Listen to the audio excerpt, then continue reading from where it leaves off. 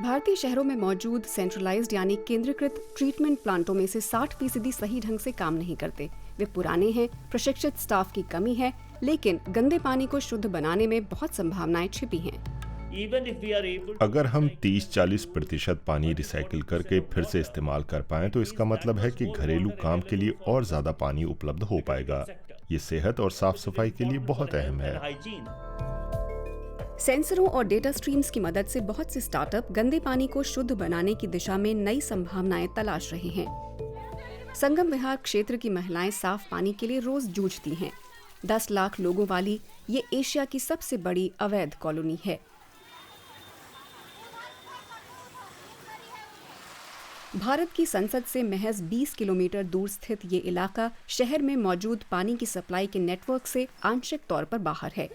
राज्य के बोरवेल महीने में सिर्फ एक बार काम करते हैं। भूजल स्तर भी काफी कम है। निवासियों के सामने टैंकरों से पानी मंगाने का ही विकल्प बचता है, जो महंगा है और अक्सर नाकाफी भी। ये स्थिति निराशाजनक है। आता ही नहीं है पानी। बोरिंग का पानी खाना बनाने लायक नहीं आता, गंदा आता है। व्हाइट पानी उसका नमक नहीं, फिल्टर बिल्कुल नहीं चलता, बेकार हो जाता है। दिल्ली में पानी की कमी है। देश की राजधानी में पानी की कुल जरूरत का केवल 75% ही पूरा हो पाता है। पानी का बंटवारा भी सही तरीके से नहीं हो रहा है। कुछ इलाकों में जरूरत से ज्यादा पानी है तो कहीं बिल्कुल है ही नहीं। करीब 30% पानी लीक होकर या बहकर बर्बाद हो जाता है। ऐसी कोई वजह नहीं है कि दिल्ली पानी की कमी से न निपट सके। मौजूदा सप्लाई से ही सबको पानी दिया जा सकता है। गंदे पानी का सही ट्रीटमेंट होना चाहिए। दिल्ली का आधे से कम गंदा पानी ही रिसाइकिल हो पाता है। ट्रीटमेंट के बाद भी सिर्फ 18% पानी ही इस्तेमाल होता है। 35 सेंट्रलाइज्ड ट्रीटमेंट प्लांट के पाइपों की हालत खराब है। बेकार पानी जहां से आ रहा है वहीं पर उसका ट्रीटमेंट एक समाधान हो सकता है। कुछ राज्यों में आवासीय और व्यावसायिक कॉम्प्लेक्सों में डिसेंट्रलाइज्ड सिस्टम अनिवार्य हैं।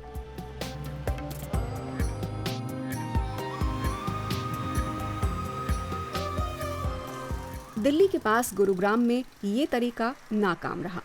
वहाँ 80% डिसेंट्रलाइज्ड सिस्टम बेकार पड़े हैं। एक वजह है खराब देखरेख। इस आवासीय कॉम्प्लेक्स में waste water treatment plant 1,30,000 litre बेकार पानी को प्रोसेस करता है। इससे पहले यहाँ पर स्टाफ हुआ करता था, लेकिन अब निगरानी ज्यादातर डिजिटल होती है। ये काम डिजिटल पानी नाम की एक कंपनी करती है। Company plug and play model का इस्तेमाल करती है। ट्रीटमेंट वाली मशीनों को आधुनिक डिजिटल मॉनिटरिंग से जोड़ा गया है। हम लोग पूरी तरह से ऑटोमेटेड 100% डिजिटल बनने की कोशिश में नहीं हैं। लागत और मुनाफे का भी ध्यान रखना है। हम एक हाइब्रिड ऑपरेशन चाहते हैं ताकि जरूरत के मुताबिक तकनीक का इस्तेमाल कर सकें। कंपनी के तकनीकी विशेषज्ञ राहुल सिंह सेंसर आधारित मॉनिटरिंग के फायदे समझाते हैं। इसका एक बार डेटा यहाँ पे खोल के चेक। अगर मैं एक स्टार्टिंग से बात करना चाहूँ तो एक बार स्क्रीन चैम्बर होता है। आप जब तक वहाँ पे फिजिकली जाके नहीं एड्रेस करोगे, उस इशू को नहीं देखोगे, आपको पता नहीं लगेगा। तो हमारे डिजिटल पानी हम ट्रैक रखते हैं, कितना आया कितना गया। अगर बीच में कुछ लॉस हुआ तो कहाँ हुआ, हम मेजर कर सकते हैं। उसके बाद हमने क्या किया हुआ, दोनों कंपनी का दावा है कि सिस्टम अब पहले की तुलना में 20% ज्यादा पानी शुद्ध करता है। क्वालिटी बेहतर हुई, ऊर्जा की खपत भी काफी कम हो गई। ये पानी टॉयलेट को फ्लश करने और बगीचे में सिंचाई के काम आ सकता है। उधर संगम विहार में अवैध बस्ती वालों को महंगा पानी खरीदना पड़ता है। हर व्यक्ति को यहाँ रोजाना सिर्फ 45 लीटर पानी मिल पाता है, लेकिन 10 लाख लोगों के बीच बड़ी मात्रा में गंदा पानी जमा हो जाता है। एक हालिया अध्ययन के मुताबिक यहाँ भी डिसेंट्रलाइज्ड सफाई से स्थिति काफी हद तक सुधर सकती है। दिल्ली के सेंट्रलाइज्ड प्लांटों में बस्ती का सिर्फ आधा बेकार पानी ही साफ होना चाहिए। संगम विहार का दूसरा हिस्सा जो ज्यादा घना बसा है, उसका सीवेज सिस्टम और बारिश का पानी संगम विहार के बाहर स्थित जंगल के इलाके में डिसेंट्रलाइज्ड ठिकानों से जोड़ा जाना चाहिए। ये अच्छा तरीका होगा। साफ हुआ पानी संगम विहार के आसपास स्थित छोटी झीलों और जलाशयों को भरने के काम आ सकता है।